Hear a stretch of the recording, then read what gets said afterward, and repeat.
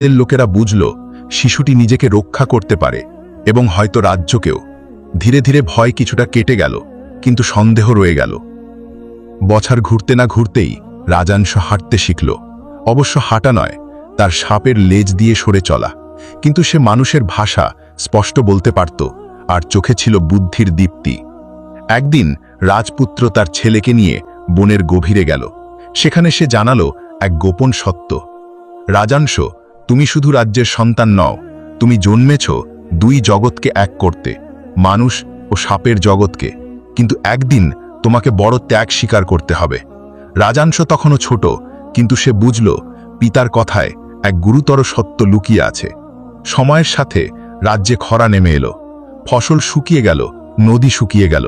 মানুষ রাজাকে দোষারোপ করতে লাগল। তখন রাজপুত্র জানালো, এই খরা কেবল এক উপায়ে শেষ হবে, রাজাংশের শক্তি দিয়ে। সেলিনা প্রথমে ভয় পেল, কিন্তু রাজাংশ স্বেচ্ছায় রাজ্যের সামনে দাঁড়ালো। সে প্রাসাদের আঙিনায় দাঁড়িয়ে দুই হাত আকাশের দিকে তুলল। মুহূর্তেই মেঘ জমে গেল, বজ্রপাত হল, আর প্রবল বৃষ্টি শুরু হল। রাজ্যের মানুষ বিস্ময়ে অভিভূত হয়ে পড়ল।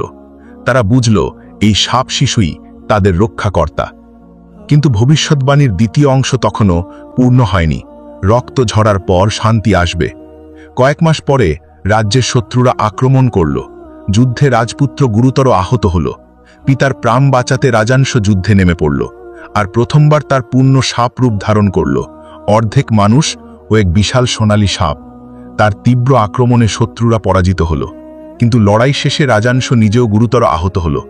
তার সোনালী রক্ত মাটিতে পড়তেই যেন ভূমি উর্বর হয়ে গেল, নদী আবার প্রবাহিত হল। রাজপুত্র শান্ত কণ্ঠে বলল, এটাই ভবিষ্যৎবাণীর শেষ অংশ, আমার ছেলে। রাজাংশ বেঁচে গেল, কিন্তু তার শরীরে চিরকাল ক্ষতচিহ্ন রয়ে গেল।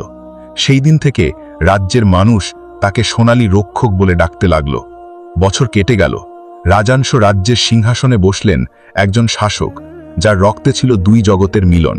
তার শাসনে রাজ্য সমৃদ্ধ হল, মানুষ ও সাপ একসাথে বাস করতে লাগল।